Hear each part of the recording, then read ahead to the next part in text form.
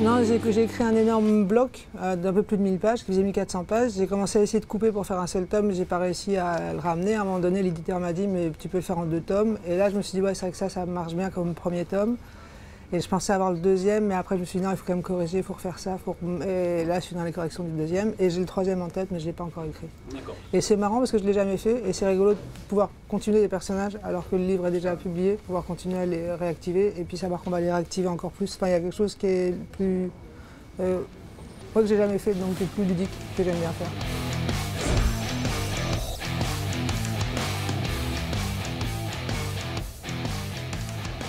Moi, mais j'avais 2 ans. Pendant 2 ans, j'ai fait quasiment que ça. Je voyageais beaucoup entre Paris et Barcelone. J'écrivais surtout à Barcelone et j'ai fait que ça. Je me suis pas rendu compte en fait. Je me suis rendu compte que c'était long. À la première relecture, ce qu'on écrit, puis après on relit pour commencer à corriger. Et je travaillais bien. Et je me suis dit, mais au bout d'un moment, ça s'arrête pas, quoi. J'en finis jamais. Et là, j'ai regardé le nombre de signes. Et là, j'ai compris pourquoi ça n'en finissait jamais, quoi. C'est qu'il y en avait vraiment plus que d'habitude, quoi.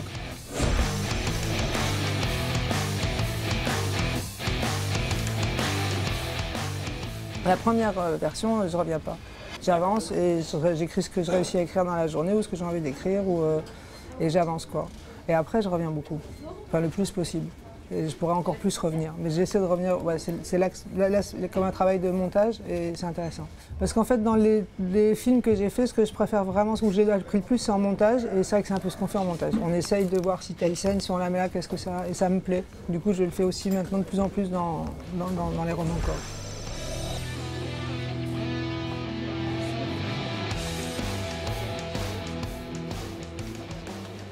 Ouais, il est le mélange de pas mal de gens que je connais. Et l'idée que ce que j'observe autour de moi, c'est que passer la cinquantaine, pour beaucoup d'entre nous, ça devient plus dur. On s'est débrouillé, et puis à un moment donné, moins, et puis on fait de plus en plus peur aux gens qui pourraient nous employer parce qu'on est de plus en plus vieux. Et à la fois de plus en plus chiant, et à la fois quelque chose d'un peu... Ouais, qui fait un peu de peur, quoi. Et j'ai l'impression de voir une précarisation des gens autour de moi passer un certain âge, assez jeune par rapport à... Moi j'ai 45 ans, donc je trouve 50 ans super jeune. Et je vois qu'il y a ça se resserre, en fait. Comme quand on était jeune, mais en moins rigolo, parce qu'il n'y a pas... Ouais, puis qu'on ne peut pas se dire ça ira beaucoup mieux dans 20 ans. Les chances sont faibles. C'est-à-dire, il me semble qu'il y a une trentaine d'années, on se débrouillait. On trouvait encore justement une façon d'être embauché ici, de se débrouiller. Et je pense que la précarité était quand même moins brutale il y a 20-30 ans. Parce que ça coûtait moins cher, parce qu'il y avait plus de plans B, parce qu'il y avait plus de débrouille, parce qu'il y avait plus d'entraide aussi probablement. Et j'ai l'impression qu'il y a quelque chose qui s'est durci par rapport aux plus faibles en général, et donc à ceux qui prennent de l'âge en particulier, quoi. Et il y a aussi, je pense, plus de méfiance et de dureté par rapport au vieillissement.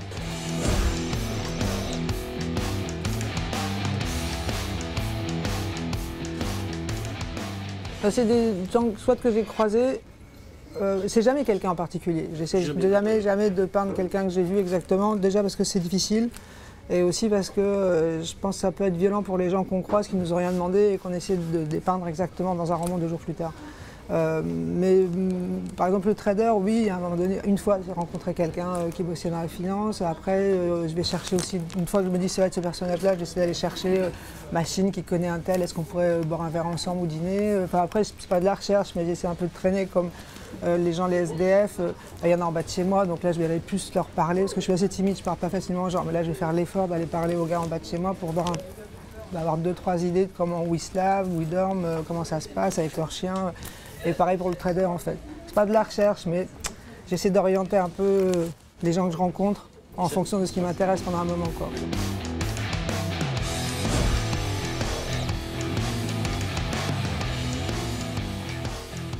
Il est angoissant, je crois qu'il est assez drôle quand même aussi, parce que sinon il serait vraiment insupportable. Ouais. Parce qu'effectivement, c'est pas seulement le personnage de Vernon Subutex qui est angoissé, c'est que tous les personnages sont assez angoissés. Il y a tous un truc ça va pas comme ils veulent, même quand ils ont ce qu'ils veulent, ça va quand même pas comme ils veulent. C'est vraiment des pas contents, des jamais contents, quoi. Ce qui, à mon avis, concerne pas tout le monde à Paris, mais définit assez bien ce qu'on est à Paris. Même quand on a vachement de chance, on continue à se plaindre, quoi. Alors vous êtes angoissé, vous avez de la chance? Oh non, moi je suis très angoissée, mais je suis consciente d'avoir beaucoup de chance. Mais c'est vrai que je suis parisienne.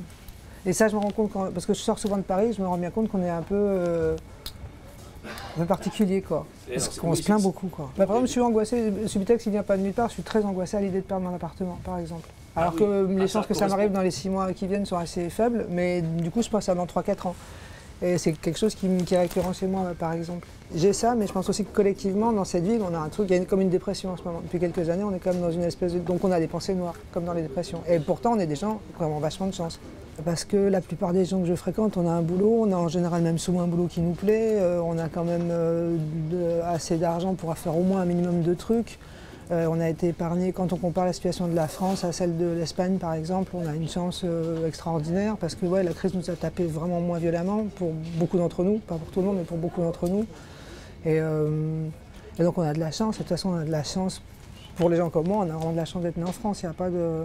Et ben on est quand même super angoissés, c'est clair.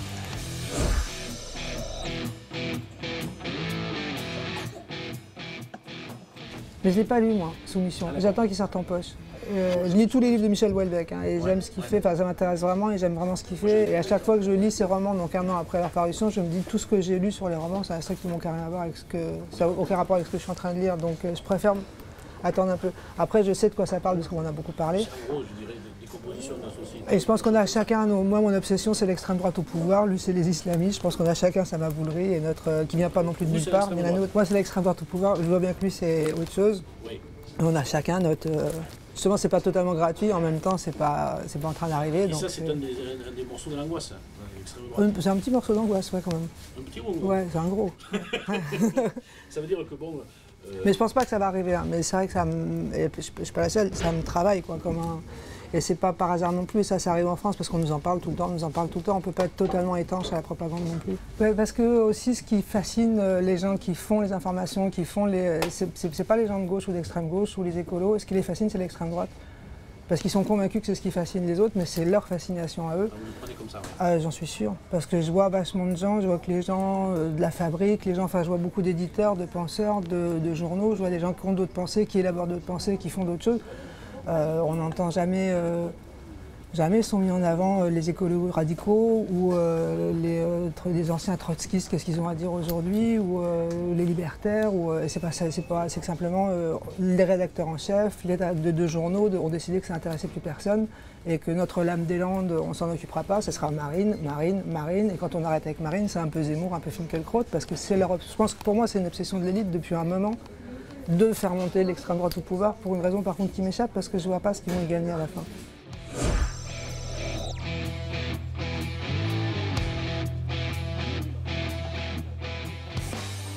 Si je repense à des personnages que j'ai écrits dans d'autres bouquins, c'est comme si c'était des gens que j'avais quand même croisés. Je trouve ça assez bizarre, mais... Non, parce qu'ils ont quand même je vois à peu près comment ils se fringuent, où ils habitent, qu'est-ce qu'ils font.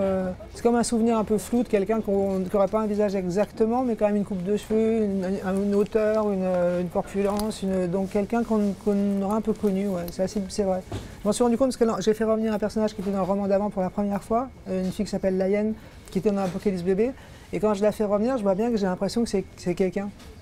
Je trouve ça con quand les autres le disent, hein, mais là je me suis rendu compte que c'était vrai. Je vois à peu près comment elle est cette fille. Ouais. Un personnage, c'est un peu comme, encore plus qu'un acteur dans un film, mais c'est un peu le même truc, c'est un peu comme une voiture téléguidée, quoi. C'est quelque chose qu'on va... Et il y en a qu'on maîtrise mieux que d'autres, ou un truc dans un jeu vidéo, c'est ludique, on est content, quoi. Et la hyène, je suis contente quand je l'utilise, notamment parce qu'elle a une grande gueule, elle est vachement directe, moi je suis très timide, et du coup j'aime bien les personnages grande gueule.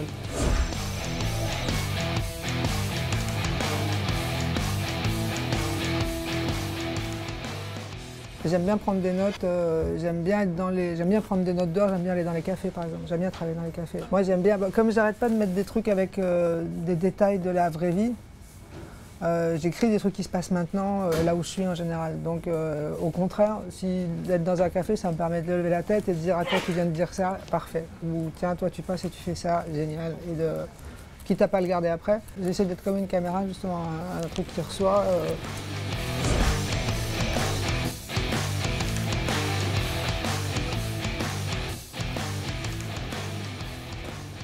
Ah bah je suis pas du tout formé pour ça, non. Maintenant ça le devient parce que ça fait 20 ans que je fais ça, mais il m'a fallu du temps, même ne serait-ce que pour comprendre que pour m'aider à écrire, j'avais besoin dans une maison d'une table, qui soit la même table où j'écris.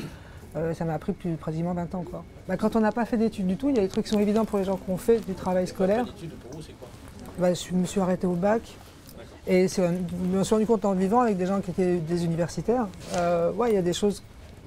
Bah non, si on les a appris nulle part, c'est pas si évident. Même comme on aménage le temps dans une journée de travail quand on fait ce genre de boulot, Je pense que les études apprennent surtout ça, apprendre à travailler, quoi. Enfin, apprennent d'autres choses, mais apprennent surtout à apprendre à comment est-ce qu'on organise son temps pour travailler. Et ça, moi, j'ai appris autre chose.